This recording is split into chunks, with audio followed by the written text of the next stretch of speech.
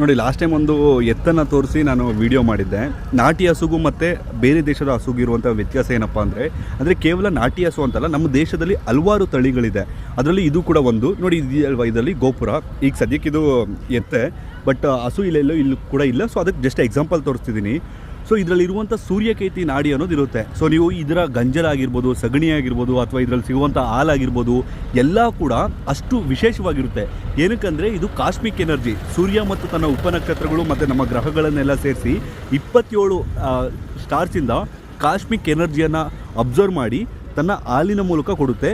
ಅದರಿಂದನೇ ಸಹಜವಾಗಿ ಯಾರ ಮನೆಯಲ್ಲಿ ನಾರ್ಮಲಾಗಿ ನಾಟಿ ಹಸು ಇರುತ್ತೋ ಅವರ ಮನೆಯಲ್ಲಿ ತುಂಬ ಐಶ್ವರ್ಯ ಅನ್ನೋದು ಬರುತ್ತೆ ಅಂತ ಹೇಳ್ಬಿಟ್ಟು ನಂಬ್ತಿದ್ರು ಆಗಿನ ಕಾಲದಲ್ಲಿ.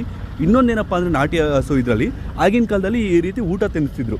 ಇವಾಗ ಊಟ ತಿನ್ನಿಸಿದಾಗ ನಮಗೇನಾದರೂ ಕಾಯಿಲೆ ಇತ್ತು ಅಂದರೆ ಅದು ಗೊತ್ತಾಗ್ತಿತ್ತು. ಸೊ ಅದಕ್ಕೆ ಗೊತ್ತಾದವಾಗ ಏನು ಮಾಡುತ್ತೆ ಅಂದರೆ ನಾರ್ಮಲಾಗಿ ಯಾವ ಸೊಪ್ಪನ್ನು ತಿಂದು ಬಂದು